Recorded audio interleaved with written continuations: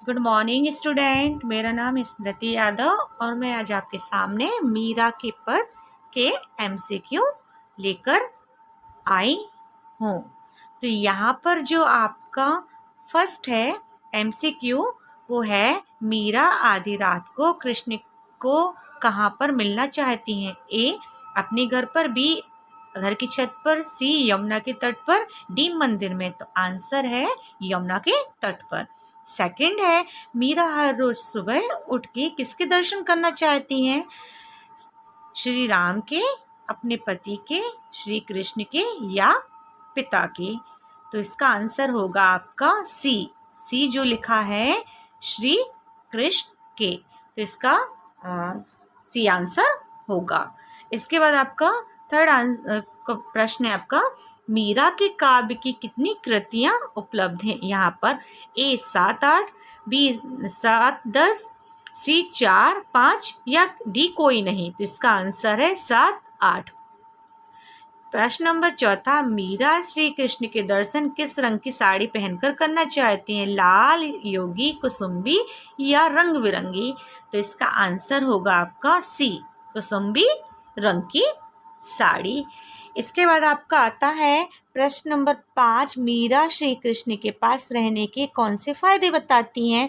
तो पहला, उसे हमेशा दर्शन प्राप्त होंगे, या फिर उसे श्री कृष्ण को याद करने की ज़रूरत होगी, सी उसकी भाव भक्ति का साम्राज्य बढ़ता ही जाएगा, या सभी। तो इसका आंसर है सभी। फिर इसके बाद है मीरा की भक्ति भाव का साम्राज्य कैसे बढ़ेगा। तो इसका आंसर है तो ए मीरा के कृष्ण के पास रहने से, मीरा के नृत्य करने से, मीरा के गली गली घूमने से, मीरा के दोहा लिखने से। आंसर रहेगा मीरा के कृष्ण के पास रहने से। तो इसका आंसर ए होगा।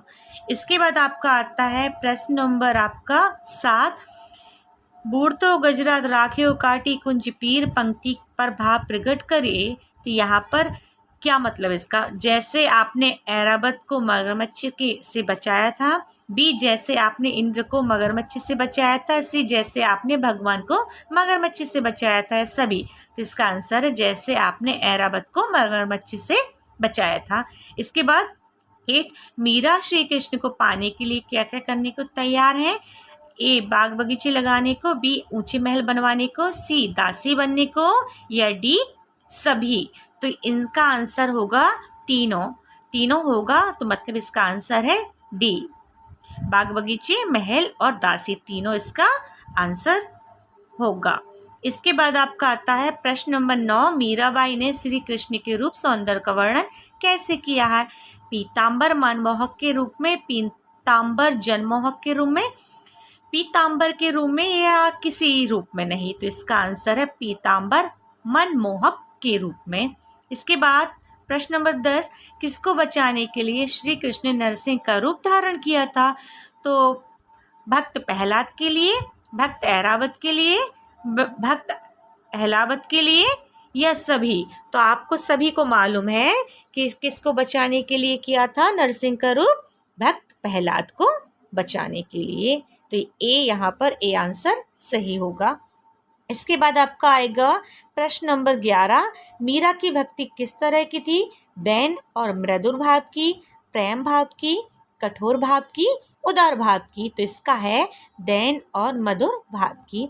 इसके बाद आपका था प्रश्न नंबर 12 मीरा की शादी किससे हुई, ए मेवाड़ के महाराणा सांगा के कुंवर भोजराज से, मेवाड़ के सेनापति से, मेवाड़ के प्रजापति से, या किसी से नहीं। तो इसका आंसर होगा आपका फर्स्ट, मेवाड़ के महाराजा सांगा के कुंवर भोजराज से। इसके बाद आपका आता है प्रश्न नंबर 13 मीरा की शादी किस आयु में हुई, 12 वर्ष, 11 वर्ष, 13 वर्ष या 17 वर्ष की आयु में। तो इसका आंसर होगा आपका सी आंसर आपका सही होगा, 13 वर्ष की आयु में।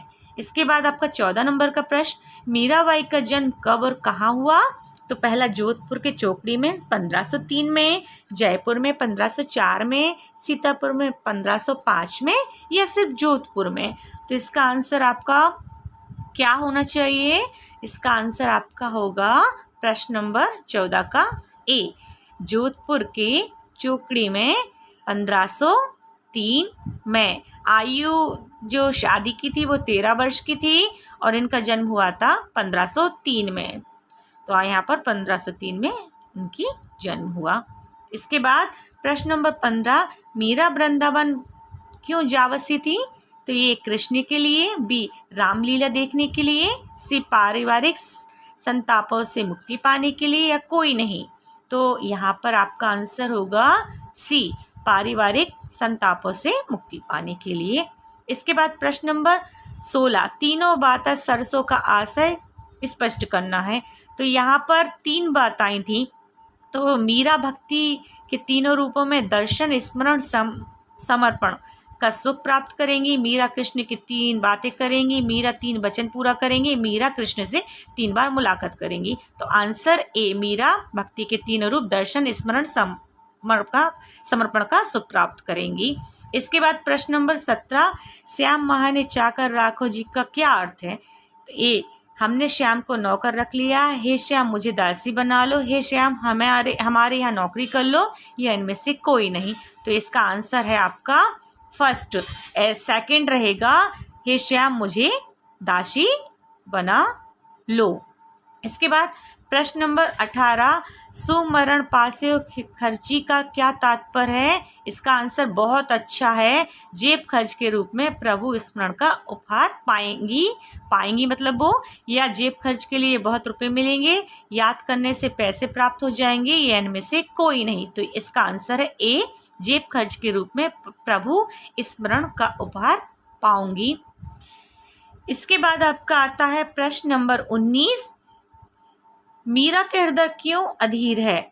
क्योंकि ए, बी, सी, डी। तो इसमें ए है मीरा ने कोई गलत काम किया है, बी मीरा का हृदय श्री कृष्ण के से मिलने के लिए अधीर है, सी मीरा का हृदय यमुना तट पर जाने के लिए अधीर है, या डी मीरा आधी रात क्योंकि आधी रात बीत गई है इसलिए मीरा का हृदय अधीर है। तो इसका आंसर बी, मीरा का हृदय श्री कृष्ण से मिलने के लिए अधीर है।